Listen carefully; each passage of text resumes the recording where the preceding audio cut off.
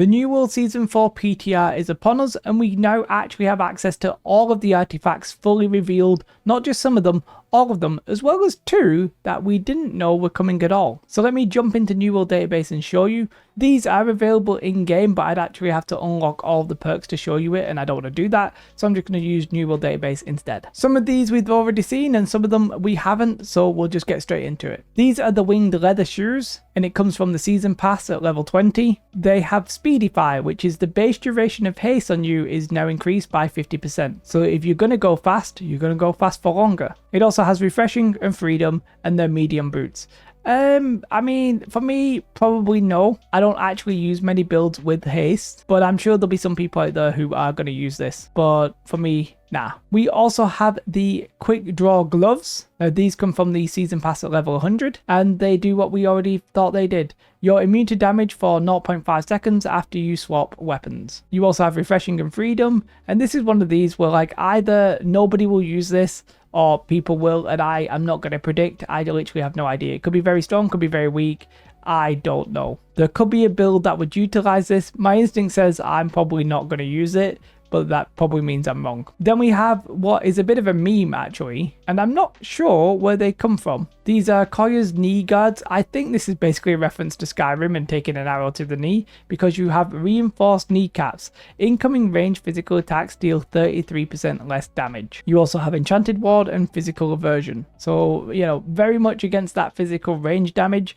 My instinct was this isn't going to be very strong because of a lot of the range users, especially if they're using bowcasters. I think that damage will count as elemental, right? I don't think it'll actually count as physical. However, what you could do is go all elemental like aversion and elemental gems and all that kind of stuff, and then have these to sort of negate a lot of damage.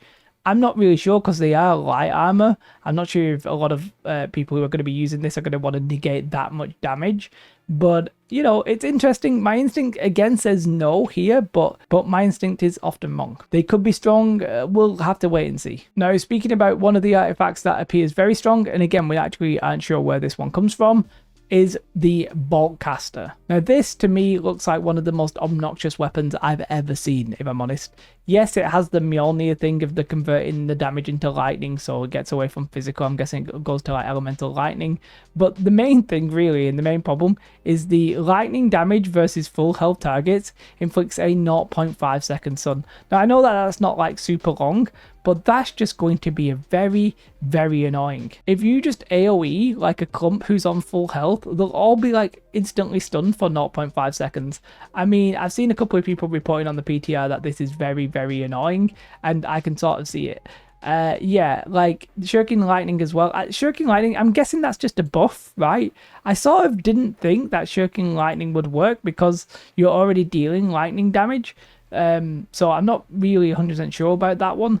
It obviously also has enchanted on it as well, and then a perk of your choice. Yeah, like I'm not a meta kind of guy, but this looks very obnoxious. Gladiator, we've sort of already seen this as well. You actually basically just do one stack of bleeds. When you are hitting melee, you inflict a bleed on your target, dealing 10% weapon damage for 10 seconds. It doesn't multiple stack as far as I can tell, or as far as the people in the New World Database Discord could tell from what I read, unless I misread.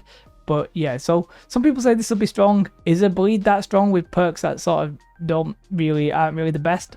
I'm not sure. Vengeance, this is another one of those questionable ones. Again, we don't know where these are from. This is the life staff. Now, there's no blessed on this, but when you successfully heal, you gain 1% damage for 10 seconds. Now, we're all a little bit on the fence of this one. I would say that with the gem change, this could be crazy. And also, I believe Trick was doing it on his stream.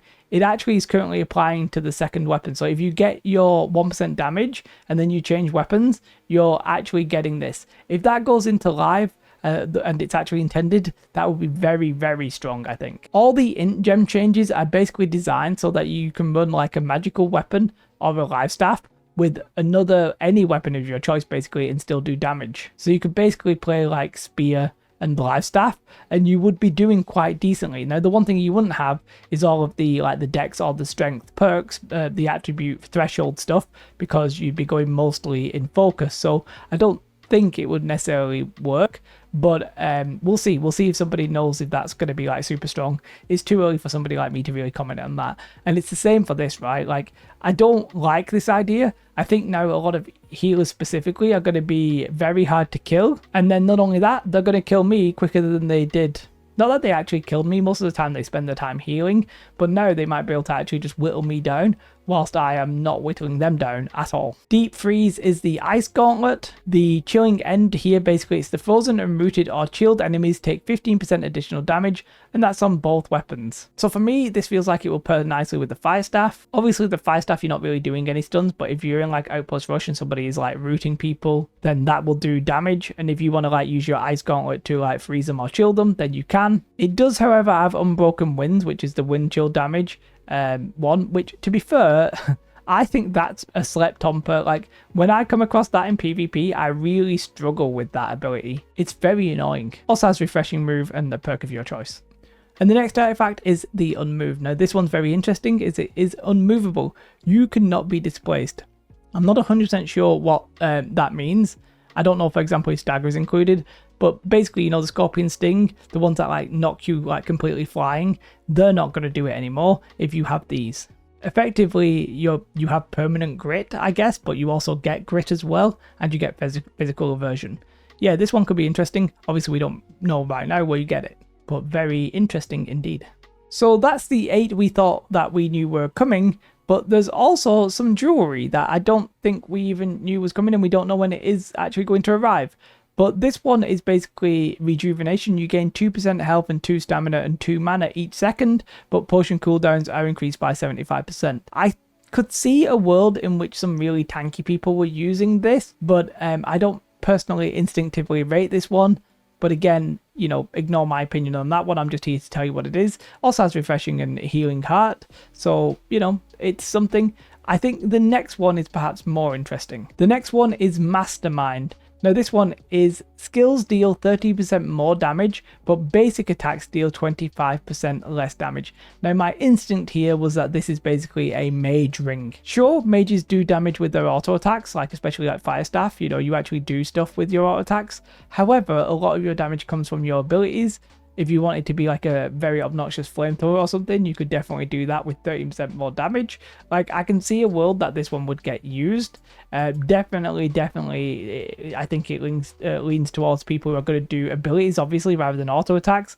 And I think that sort of suggests mages are probably the people who would do this the most. There might be a world in which bows are doing it. I wouldn't want to say. There might be a world in which muskets are doing it. Again, I wouldn't want to say. Sort of feels like mages first, then bows, then that's probably about it. But this one could be very strong. Now that's it for the new artifacts, but let's just talk about artifacts a little bit in general. Inferno has been changed, so now it deals like fire damage. We sort of already knew about that. It has had Incinerated removed, and now it's got keenly empowered and vicious. Hell's Fury I think was always there, which by the way, I think it's had its range increase from maybe like 5 meters to 8 meters, but basically you do 20% more damage when you hit a target within 8 meters. I could see a world in which people are actually just using int with this, because it still scales with int if you have more int than strength. So I could see a world in which the Inferno is still actually just being used as a normal Fire Staff. Not sure about that, but that's one change. There's a couple of changes to artifacts just in general. For example, Nimble has had its level requirement removed from 100, and it's now down to PvP track 20. So they're basically making them a little bit easier to get for some people. Now there doesn't appear to be anything with bad luck prevention. That doesn't seem to be in this patch at least, but there are some changes to artifacts. So it looks like artifacts in the open world and I think in dungeons are getting the drop chance increased. So it was 10% and I think they're now going to 20%. So that's the stuff at the end of the dungeons, and that's in the open world. Huge change there as well. And it looks like the portal artifacts, so that's currently the Abyss and the Wizard Hat, they were, well, it says 3%, but I think they were sort of 1.5% each. They're getting changed to 10%. So if you do enough portals, you should actually get that now. It shouldn't be like quite as rare. As I said, nothing with bad luck prevention necessarily, but more common. Anecdotally, I've also heard that the PvP artifacts are dropping more frequently on the PvP track. I can't confirm that one, I don't have any information or anything like that, but people are saying they are dropping a little bit more frequently, so that could be good news there. And they did say that they buffed them at level 200 as well, so for the people who are 200 who weren't getting them, you should now also get them a little bit quicker. So yeah, that's all the artifacts. I think the bow is perhaps the most interesting one. If I'm honest, a lot of the changes look like they're going to buff like bow and fire staff, and I'm pretty sure that they're two of the weapons that really didn't need a buff. And then they might be buffing live staff, which again also feels like a weapon that didn't need a buff. But you know, it is what it is. I could be completely wrong. Maybe I am. Maybe I'm completely wrong, and I hope I am. But yeah, that bow with the stun with like full health with lightning damage, I'm very suspect about that one. I really hope that doesn't get into live. The rest I think is pretty much okay. Big shout out to my Patreons. I really appreciate you guys. If you want to come follow me over on Twitch, well, the link's right in the description. Other than that, you should have a most beautiful day. Like and subscribe. Goodbye.